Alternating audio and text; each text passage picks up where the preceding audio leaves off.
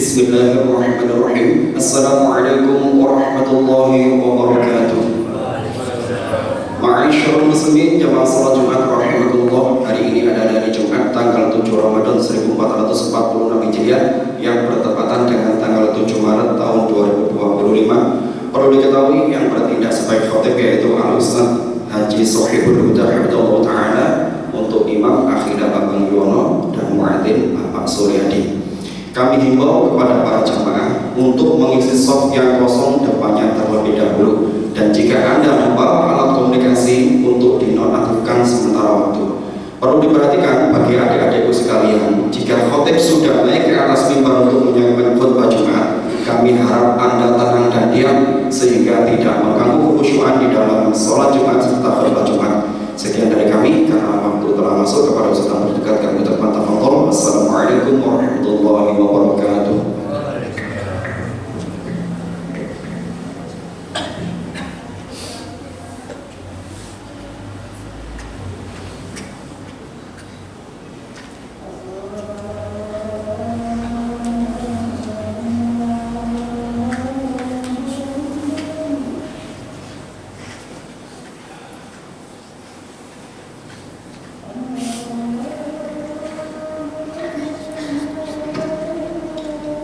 Assalamualaikum warahmatullahi wabarakatuh.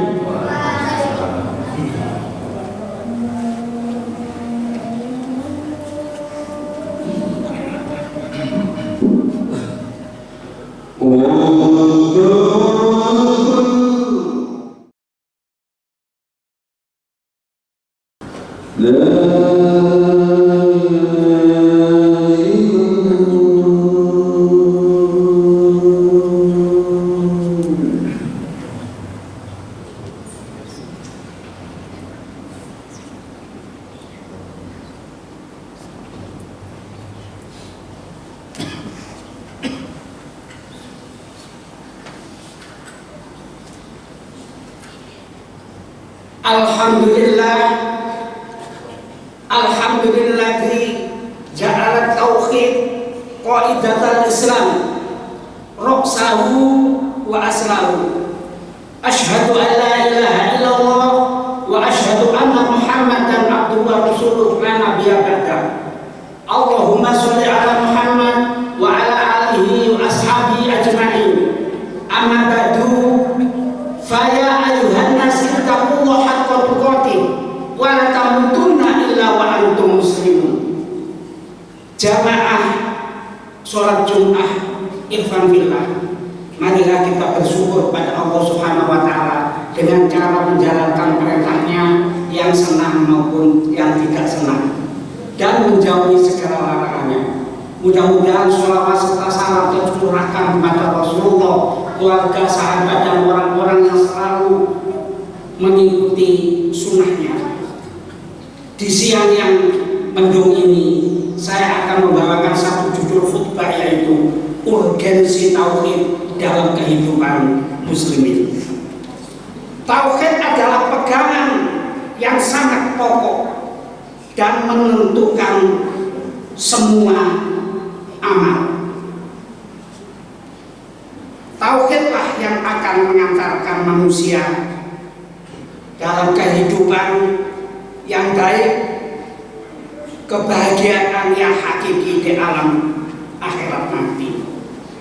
Dan amal yang tidak dilandasi dengan tauhid akan sia-sia, tidak dikabulkan oleh Allah. Dan lebih dari itu, amal yang dilandasi dengan syirik akan menyengsarakannya di dunia dan akhirat. Sebagaimana dijelaskan oleh Allah Subhanahu wa Ta'ala di dalam surat Az-Zumar 65-66. A'udzu billahi minasyaitonir rajim. Walaqad uhiya ilaika, telah aku wahyukan kepadamu Muhammad, wa ilal ladzina min qablika, dan kepada para nabi, para rasul sebelum kamu. Apa itu yang diwahyukan Allah kepada Rasulullah Muhammad dan para rasul dan nabi? La in asyrokta, nek bila mana kamu syirik, bila mana kamu menyekutukan Allah, la yahbatunna amalmu akan hangus, wa la takunanna minal khosirin, kamu akan menjadi orang-orang yang rugi.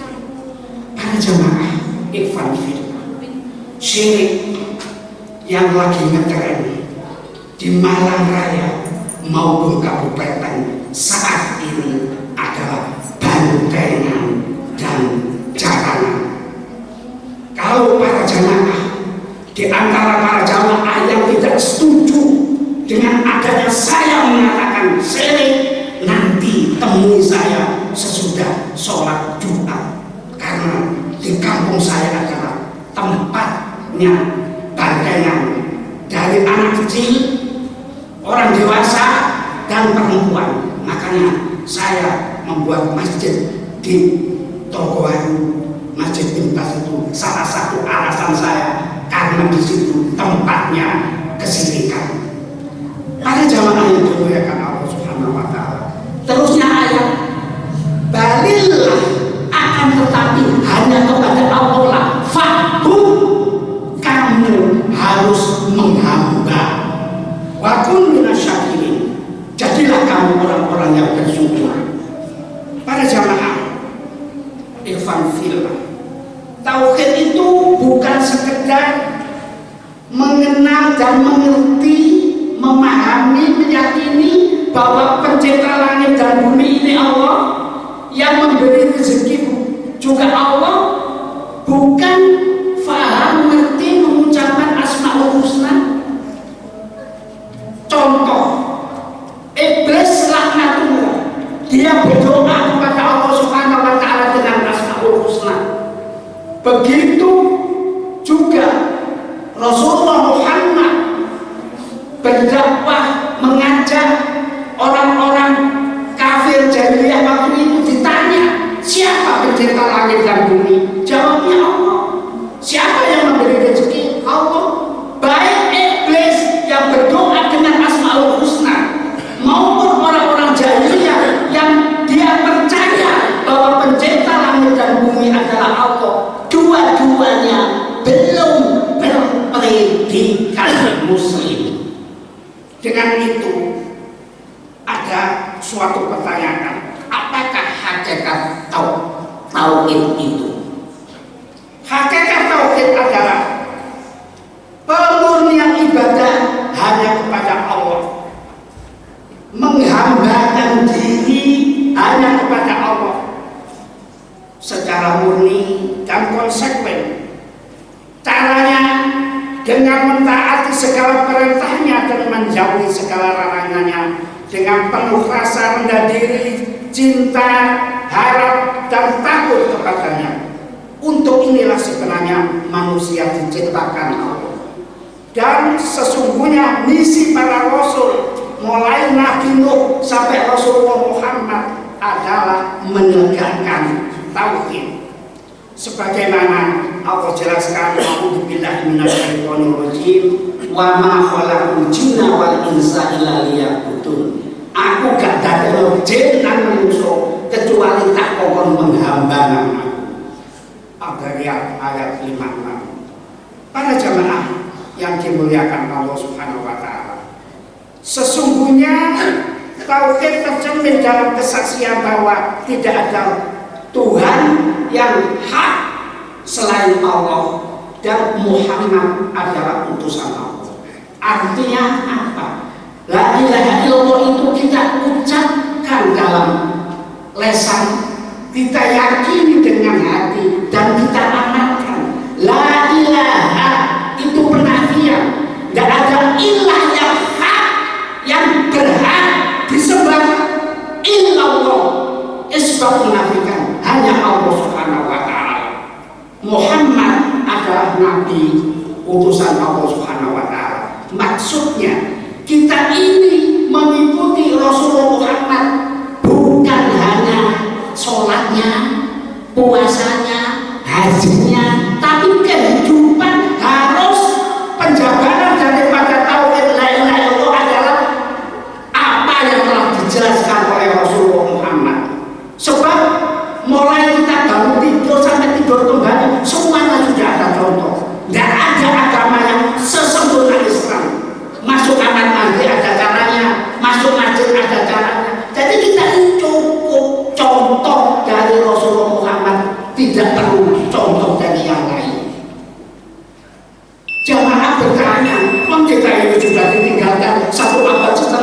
Rasulullah meninggalkan dua pusaka, Quran dan hadis. Quran dibaca, difahami, diamalkan, bukan digantungkan, tapi diamalkan. Para jemaah yang dimuliakan Allah Subhanahu wa taala. Allah Subhanahu wa taala berfirman, A'udzubillahi minasyaitonir rajim. Alladzina amanu, orang-orang banyak yang beriman, wa lam yaqtasu imanahu bidzulmin, yang tidak mencampur adukkan keimanan dengan kesyirikan. Bagaimana orang yang beriman yang tidak mencampur adukkan keimanan dengan kesyirikan? Ulaika lahumul amnu, kata Allah. Orang itu akan mendapatkan perlindungan dari Allah Subhanahu wa taala. Wa hum muhtadun, dan orang itu akan mendapatkan petunjuk di dunia. Al-An'am ayat 82. Jadi menurut ayat ini, kalau kita ini ingin mendapatkan petunjuk mumpung masih urip, mumpung seurip, sebab petunjuk itu manfaat kalau kita masih hidup. Kalau kita nanti sudah tidak ada manfaatnya, syarat mutlak ingin mendapatkan hidayah tauhidnya yang benar. Abdullah bin Mas'ud meriwayatkan, ketika ayat ini turun, para sahabat merasa sedih dan berat. Mereka berkata, siapa di antara kita yang tidak berlaku zalim kepada diri sendiri? Lalu Rasulullah menjawab, yang dimaksud kata-kata ayat zulmun di ayat tadi adalah syirik.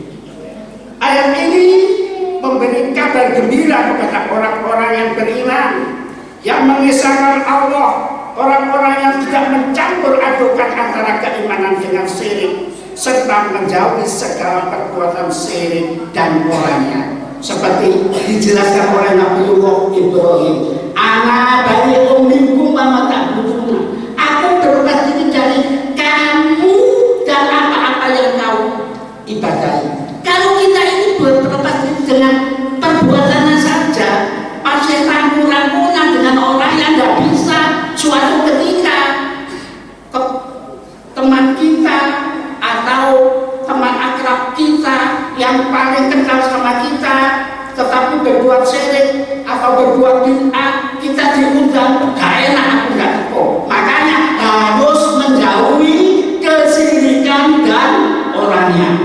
Para jamaah yang dimuliakan Allah Subhanahu wa taala, jika dia adalah seorang yang ahli tauhid, yang murni bersih dari noda-noda syirik, serta ikhlas mengucapkan la ilaha illallah.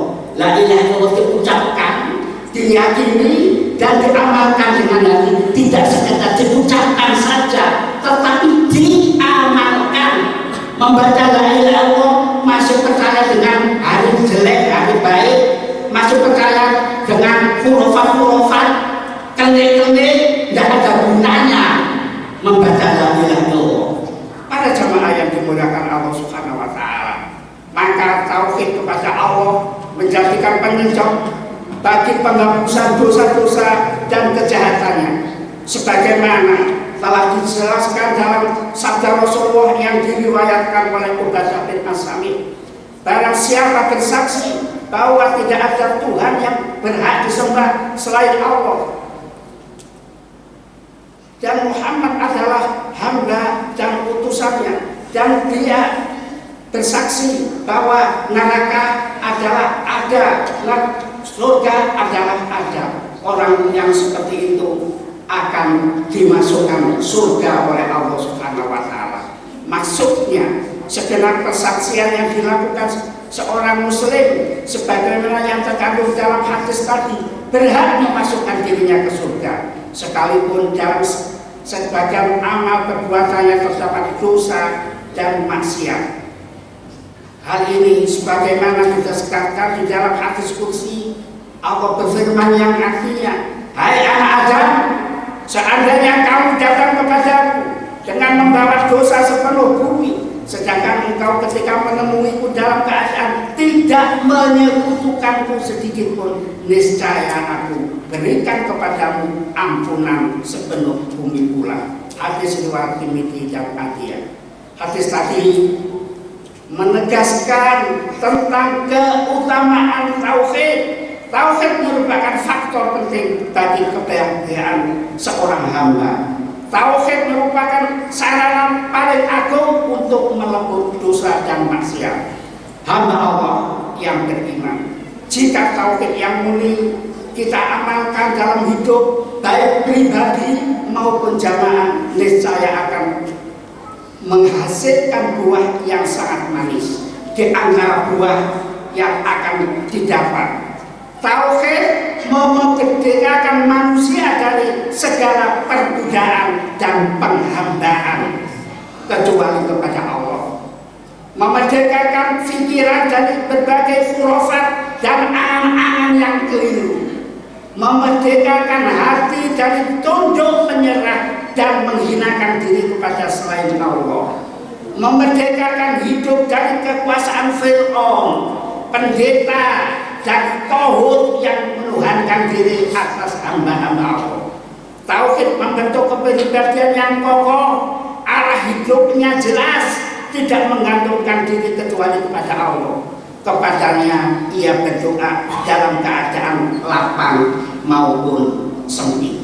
Sebagaimana Allah jelaskan dalam surat Al-A'raf ayat 13-14. A'udzu billahi minasyaitonir rajim.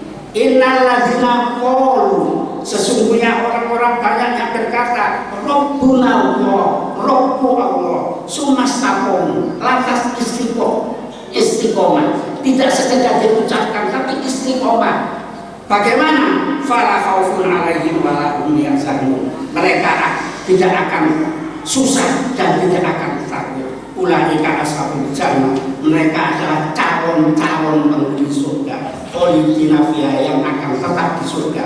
Jazaa'an bima kanu ya'malun, sebagai pembalasan apa-apa yang diamalkan di dunia.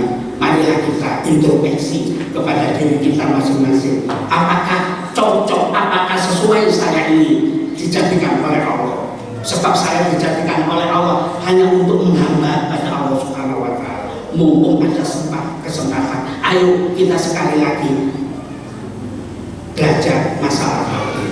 Sebab Rasulullah Muhammad SAW yang berdakwah kepada orang Arab untuk menjelaskan la ilaha illallah itu 13 tahun.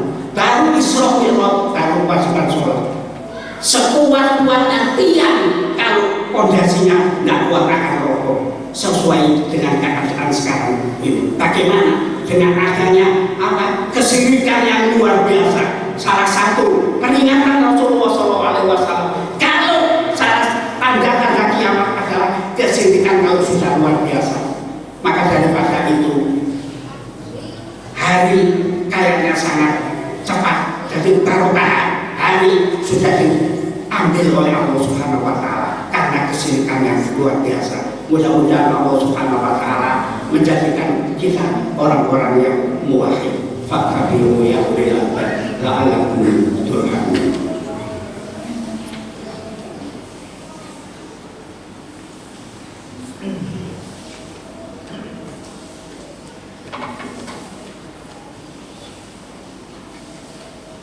Alhamdulillah ala nikmatil Islam wal iman, wassalatu wassalamu ala nabiyyina Muhammad wa ala alihi wa ashabihi ajma'in.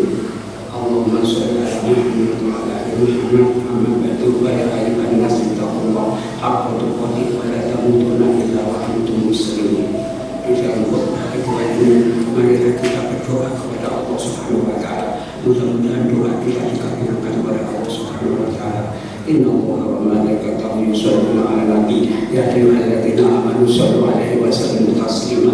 Allahumma sholli 'ala Muhammad wa ali Muhammad kama shallaita 'ala Ibrahim wa 'ala Ibrahim wa barik 'ala Muhammad wa ali Muhammad kama barakta 'ala Ibrahim wa 'ala ali Ibrahim innaka Hamidum Majid. Bismillahirrahmanirrahim. Alhamdulillahirabbil alamin. Allahumma ighfir lil muslimina wal muslimat wal mu'minina wal mu'minat al ahya'i minhum wal amwat. Rabbana ighfir lana wa li ikhwanina alladziina sabaquna bil iman wa la taj'al fi qulubina ghillan lil ladzina amanu rabbana innaka ra'ufur rahim. Rabbana zalamna anfusana wa in lam taghfir lana wa tarhamna lanakunanna minal khasirin. Rabbana hab lana min azwajina wa dhurriyyatina qurrata a'yun waj'alna lil muttaqina warzuqna ittiba'a wa arinal batila batila warzuqna istinaba. Allahumma ansur ikhwanana mujahidin fi adna makan wa fi zaman. Rabbana atina fid dunya hasanah wa fil akhirati